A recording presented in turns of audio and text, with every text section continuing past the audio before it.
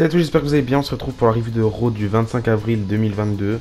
Le show commence avec un clip pour célébrer les 20 ans de carrière de Randy Orton à WWE. Je croyais que c'était un très très bon clip d'ailleurs. Juste après, on a Randy Orton qui va nous faire une promo. Et Matt Riddle il va introduire l'American Nightmare Cody Rhodes pour venir célébrer les 20 ans de carrière de Randy Orton. Du coup, il arrive. Puis après, il y a tout le monde qui va débarquer. Seth Rollins, Kevin Owens, les Usos, Ezekiel même. Je trouvais ça très très sympa, c'était très drôle et très divertissant comme segment.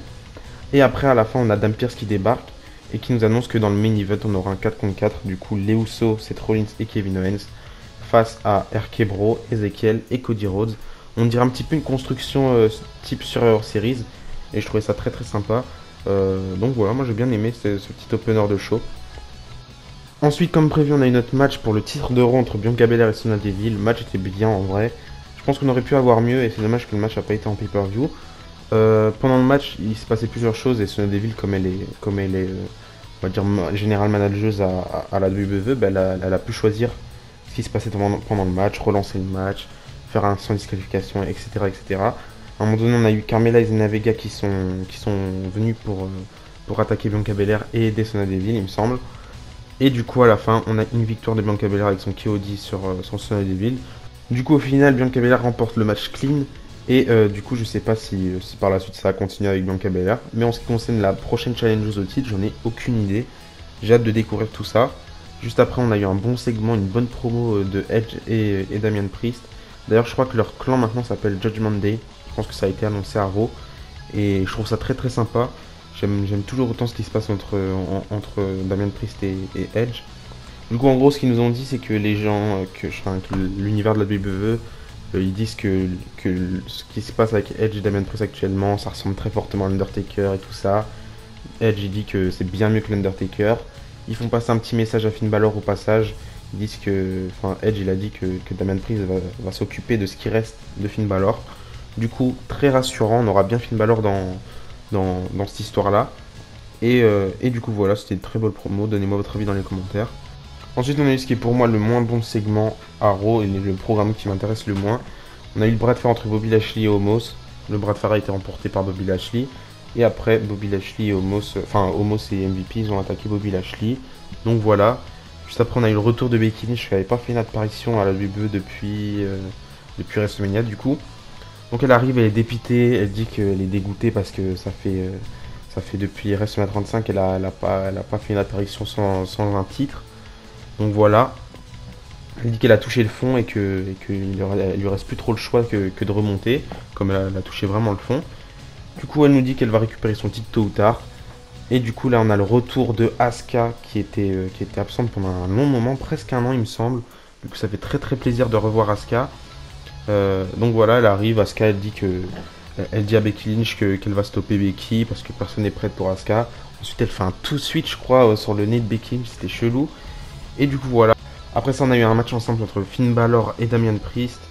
Le match était plutôt bien. À la fin du match, à un moment donné, on a Finn Balor qui essaye de faire comment on appelle, son coup de grâce.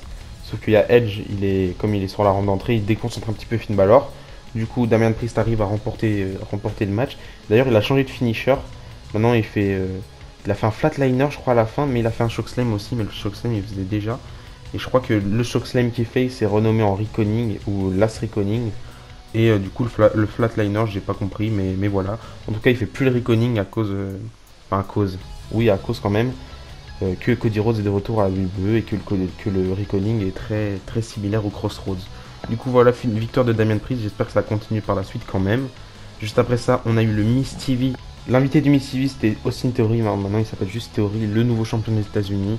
Ils ont parlé du titre des États-Unis. Le Miz, il a dit que ça fait longtemps que le titre des États-Unis n'a pas eu un champion crédible comme il y a 12 ans. Et puis il dit ouais, c'était moi le champion il y a 12 ans. Enfin bref, après ils nous disent que, enfin, Austin Theory dit que pour avoir une chance au titre des États-Unis, il faut vraiment mériter sa chance et que personne ne peut venir comme ça et demander une chance au titre. Du coup, là, on a le retour. Là, c'était vraiment un retour que j'attendais de Mustafa Ali. Je sais pas si vous avez vu ce qui s'est passé sur les réseaux sociaux il y a 2-3 mois, j'ai l'impression. C'était un peu avant le Royal Rumble ou après le Royal Rumble, j'en ai aucune idée. Mais je vais pas revenir sur les faits, je pense que vous avez compris. Mustafa Ali, il s'était un petit peu plaint sur les réseaux sociaux, il voulait quitter la WWE. Mais là, il fait son retour en tant que face. Il arrive sur le ring. J'ai trouvé que c'était un très bon segment. À un moment donné, dès que Mustafa Ali essaye de parler, il y a le Miz qui lui dit attends, tu travailles encore ici? Enfin bref, j'ai trouvé ça sympa. En fait, ce que j'ai bien aimé, c'est surtout qu'ils ont pris des vrais faits de la vraie vie et qu'ils l'ont ramené à l'écran. Ils auraient très bien pu ignorer tout ça et faire comme si s'était rien passé. Donc ça, je trouve ça très bien de la part de la WWE. Du coup, voilà, Mustafa Ali demande une chance pour le titre des États-Unis, puisqu'il dit t'as parlé d'Open Challenge, pourquoi pas. Et Austin Theory lui dit non, j'ai pas envie, mais je viens d'envoyer un message à Vince McMahon et tu as un match tout de suite face au Miz. Du coup, directement, on a le Miz contre Mustafa Ali. Match très très bien, en vrai, assez court quand même, mais victoire de Mustafa Ali. Je pense qu'il fait une sorte de roll-up assez bizarre. En plus, il a eu le temps de bien s'entraîner, Mustafa Ali, pendant son absence, même avant ça, ça reste un catcheur incroyable. Je suis sûr que Mustafa Ali, il peut faire des trucs grandioses. Du coup, voilà, victoire de Mustafa Ali. Et au moment où Mustafa Ali est célèbre en dehors du ring, on a Tommaso Ciampa, qui s'appelle juste Ciampa maintenant, qui attaque Mustafa Ali. Et moi, j'ai plusieurs idées par rapport à ça. Vous savez, il y a eu les petites rumeurs par rapport à Ciampa ces derniers temps, comme quoi il pourrait rejoindre le clan de Edge. Et du coup, bah, là, on aurait un 3 contre 3 très intéressant entre Edge, Tommaso Ciampa et Damian Priest face à Finn Balor, AJ Styles et Mustafa Ali. Donc je trouve ça très très intéressant. Et puis pourquoi pas en profiter pour redonner la chance à Mustafa Ali et lui faire remporter la mallette Money in the Bank, même si je pense que ce sera plutôt Cody à ce moment-là. Mais en tout cas, je vois plein de bonnes choses pour Mustafa Ali et j'espère que ça va continuer. Juste avant le main event, on a Rhea Ripley et Liv Morgan qui se battent en backstage, donc ça continue entre les deux. On passe pas directement à autre chose comme ils avaient fait avec Nikki Cross à l'époque où c'était Nikki Cross qui avait turn sur Rhea Ripley, je sais plus, ça remonte et en même temps c'était très très nul. Donc voilà, on passe pas à autre chose et j'espère qu'elles auront un match à WrestleMania Backlash, même si la carte est déjà bien remplie.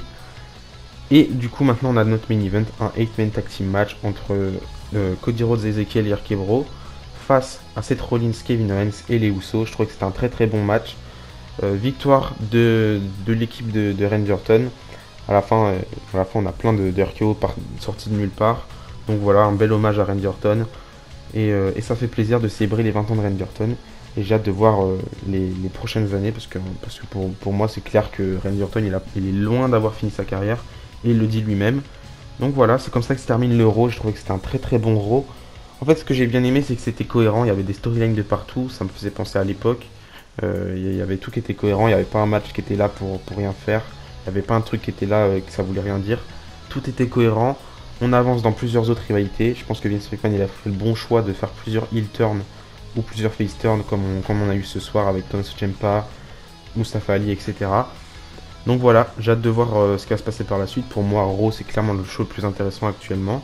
SmackDown c'est vraiment à mettre de côté, même si à l'époque c'était vraiment bien vers l'époque du Covid, mais là SmackDown c'est plus possible. Donc voilà, donnez-moi votre avis dans les commentaires sur ce Raw. Moi je trouvais que c'était un très très bon Raw. On se retrouve normalement samedi ou dimanche pour la review de SmackDown. Et je sais plus c'est quand du coup WrestleMania Backlash, je crois que c'est dans 2 semaines. Du coup on se retrouvera pour la review, pour les pronostics de WrestleMania Backlash et pour la review un peu plus tard.